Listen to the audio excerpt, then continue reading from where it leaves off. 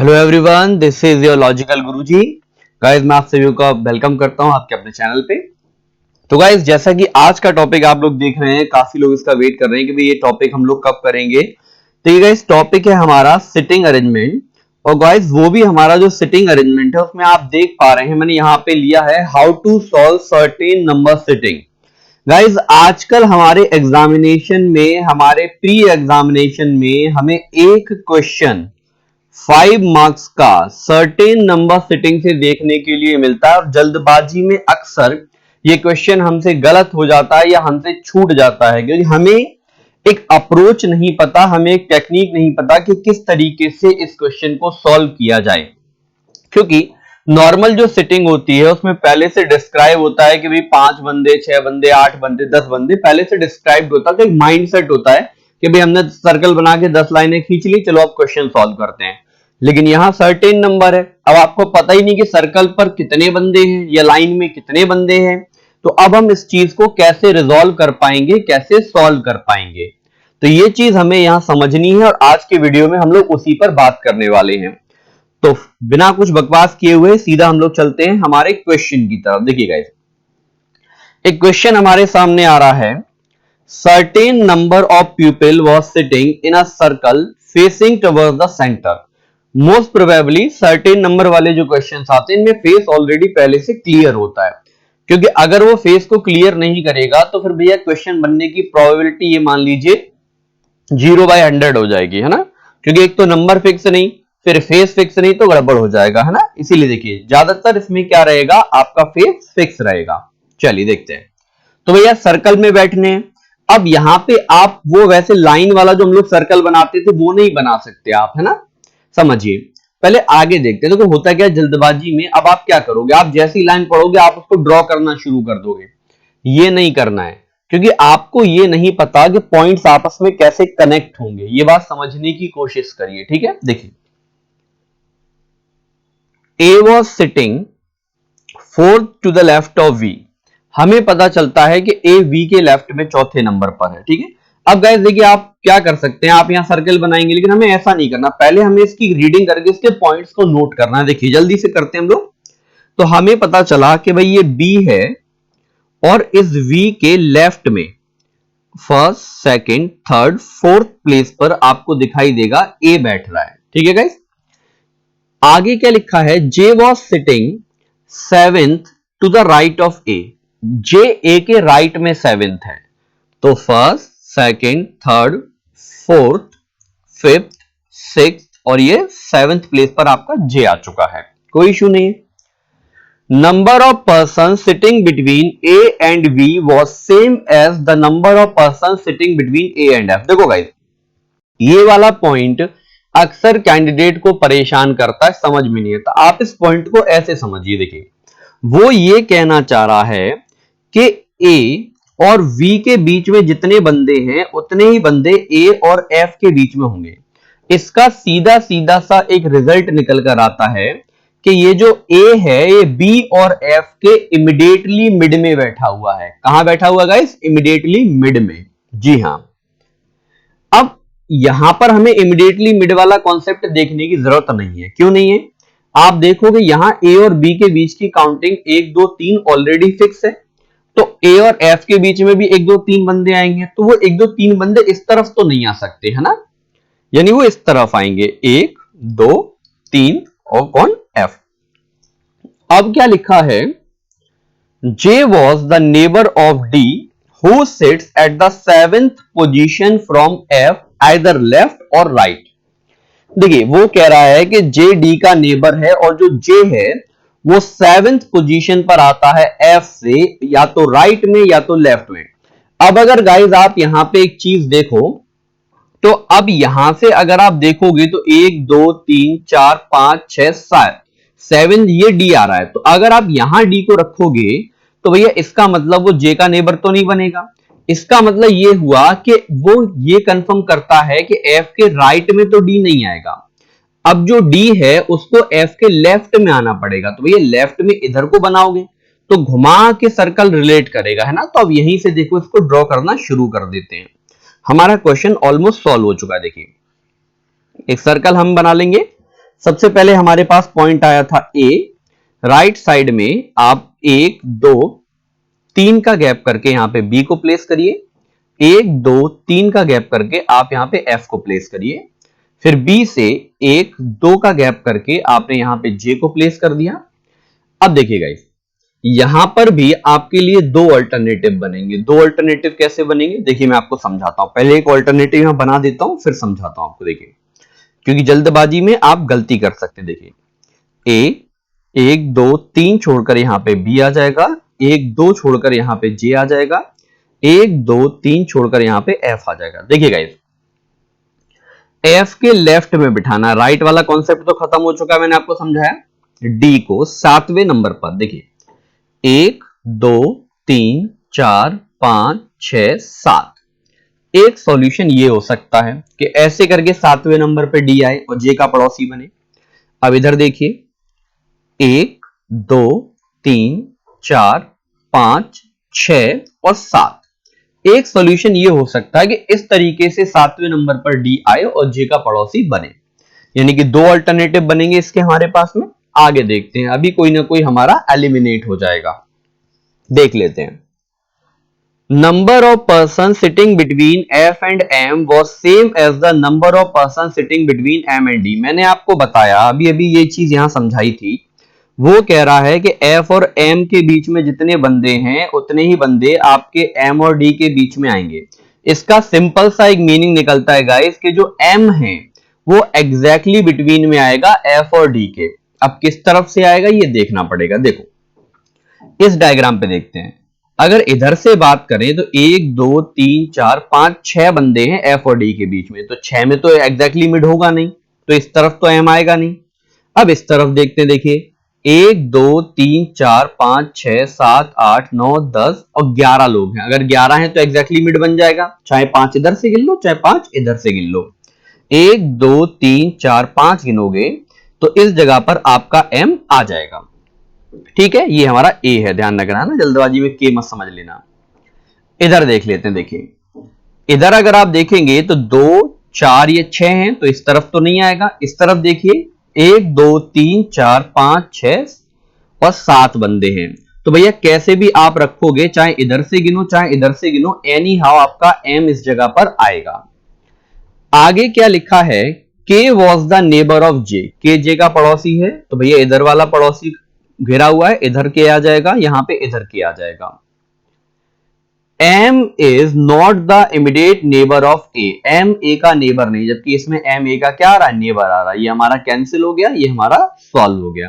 यानी हमारे इस क्वेश्चन का जो हमारा एक्चुअल सॉल्यूशन है वो ये है। समझ में आ रहा है गाइस? यानी हमने देखो यहां पे क्या किया, ऑल्टरनेटिव को लेना तब शुरू किया जब हम आधे से ज्यादा क्वेश्चन को इस तरीके से डेटा पर सॉल्व कर चुके थे। तब हमें पता था कि अब यहां दो ऑल्टरनेटिव आने और दोनों का बेस क्या है ना भाई, हमें बस वहां डी को सेट करना था। तो आई होप आपको एक कॉन्सेप्ट और तरीका समझ में आ रहा होगा। चलिए नेक्स्ट क्वेश्चन की तरफ चलते हैं। ये सर्किल था, अब एक लीनियर का क्वेश्चन लेते हैं। देखिए, क्योंकि सर्टेन सिटिंग आपकी लीनियर में भी आती है।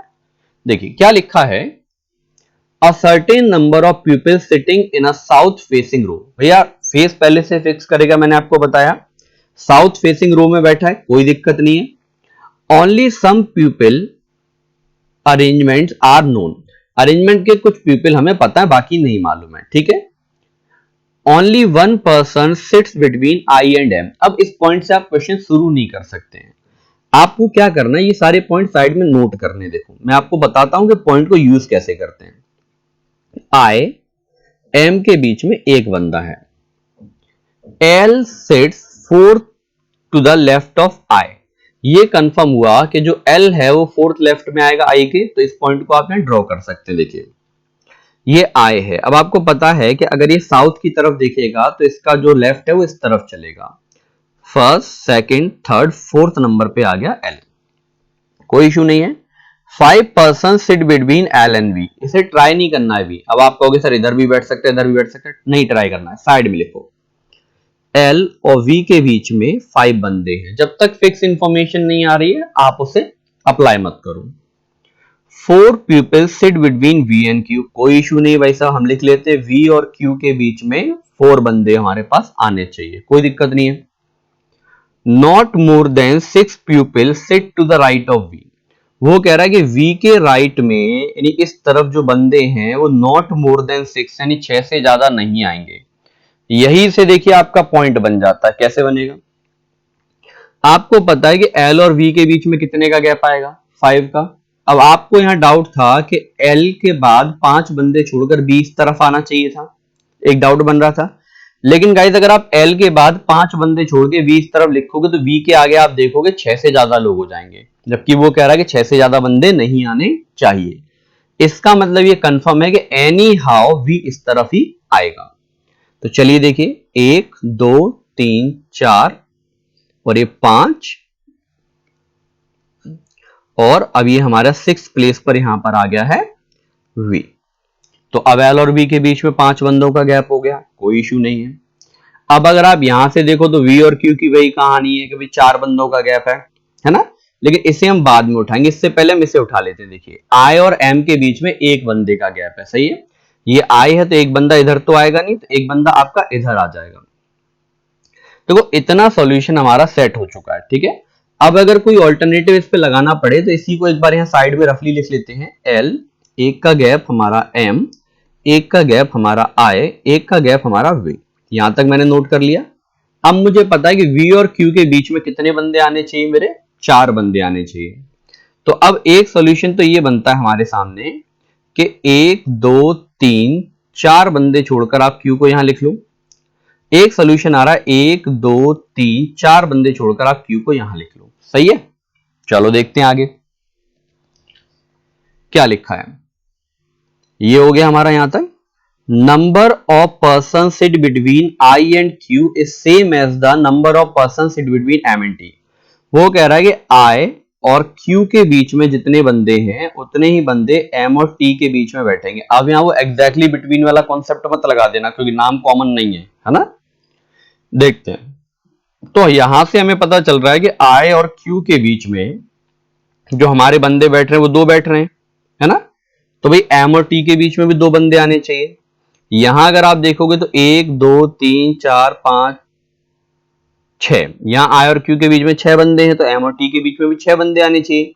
लेकिन टी किस तरफ है मालूम तो नहीं है, तो भी शांत रहते हैं, आगे पढ़ते हैं। M sits right of T, M T के राइट में है। तो अगर एम टी के राइट में है तो टी पीछे की तरफ जाएगा, ये कंफर्म हो चुका है। तो टी को पीछे की तरफ भेज दो, है ना। और यहां पे भाई कितने बंदे हैं आई और क्यू के बीच में? 6, तो यहां पीछे 6 बंदे बनाओ। 1 2 3 4 5 6, ये टी आ गया।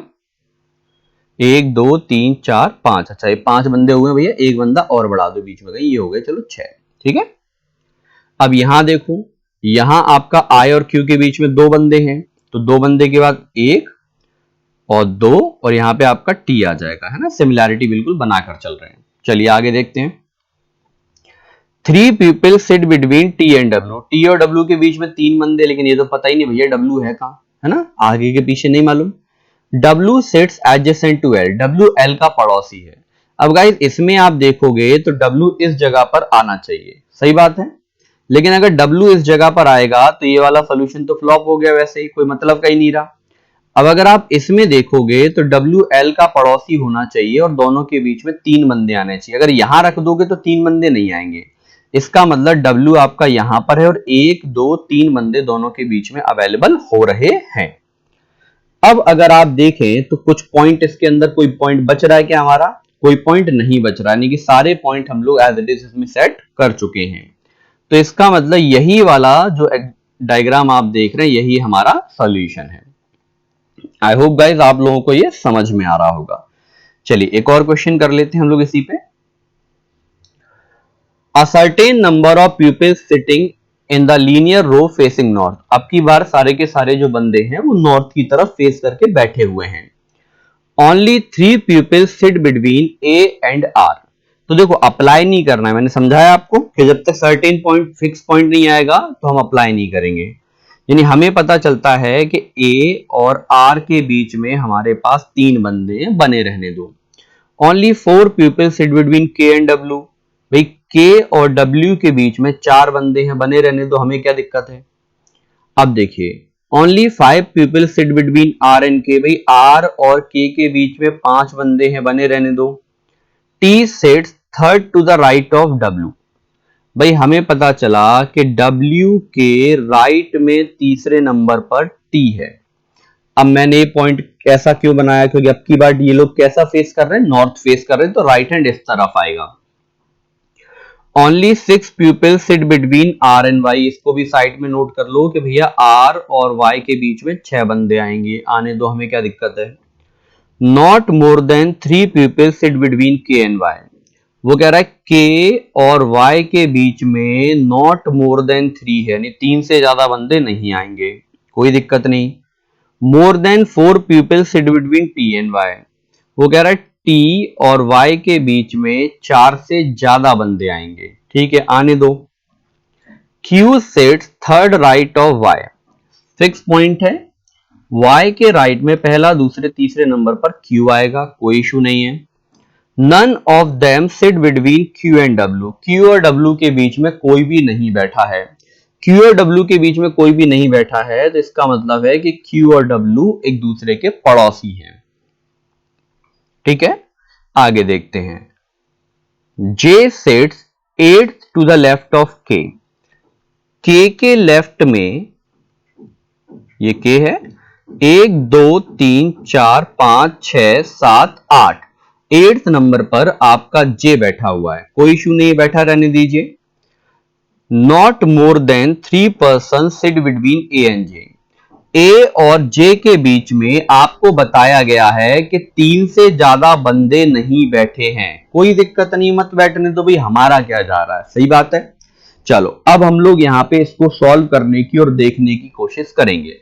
अब देखो सबसे बड़ा जो डायग्राम है वो यही है, और के का नाम मुझे कई जगह दिख भी रहा है, तो मैं एक काम करता हूं, इसी लाइन को एक और जगह कॉपी कर लेता हूं। ये के है, 1 2 3 4 5 6 7 और 8th नंबर पर मेरा जे यहां पर आ चुका है, सही है। अब शुरुआत करते हैं। देखो सबसे पहला जो पॉइंट हमें यहां पे यूटिलाइज करना है वो आप ये देखो कि भाई आर और के बीच में 5 बंदे हैं, सही बात है। अगर आप आर को सेट कर दोगे तो फिर आप आर और वाई की तरफ भी जा पाओगे। अब आर और के बीच में 5 बंदे हैं, तो भाई देखो एक कनेक्शन ये है कि 1 2 3 4 5 बंदे छोड़कर आर यहां पर आए। एक कनेक्शन ये है कि 1 2 3 4 5 बंदे छोड़कर आर यहां पर आए, सही बात है। चलो ठीक है, कोई दिक्कत नहीं है। अब इसके बाद में अगर मैं नेक्स्ट पॉइंट की तरफ देखने जाऊं तो मुझे पॉइंट देखना है कि ए और आर के बीच में 3 बंदे हैं, सही है।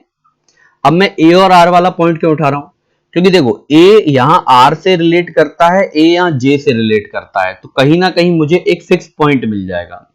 अब आप एक चीज देख लो, इस वाले आर से मैं ए को कहीं भी रख दूं, चाहे राइट में चाहे लेफ्ट में, ये वाला पॉइंट कभी सेटिस्फाई नहीं हो पाएगा कि ए और जे के बीच में 3 से कम बंदे हैं, ये सेटिस्फाई हो पाएगा नहीं। इसका मतलब ये वाला सॉल्यूशन किसी भी तरीके से एक्सेप्टेबल नहीं है। अब यहां पे अगर मैं आर के बाद 1 2 3 छोड़कर ए को यहां रखता हूं तो ए और जे के बीच में गैप ज्यादा हो जाएगा। इसका मतलब 1 2 3 के गैप पर यहां पर ए मेरा आएगा।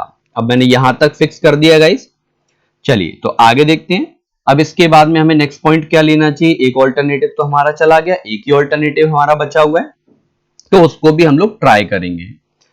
अभी अगर अपन देखते हैं पॉइंट में चलते हैं आर और वाई की तरफ। आपको पता है कि जो आर और वाई है इनके बीच में 6 बंदे आएंगे, 1 2 3 4 5 6 बंदे छोड़ के। अब उस तरफ आप वाई को नहीं ले जा सकते क्योंकि के और वाई के बीच में 3 का रेस्ट्रिक्शन है, ठीक है ना। तो यहां पर आपका वाई आ जाएगा, ठीक है।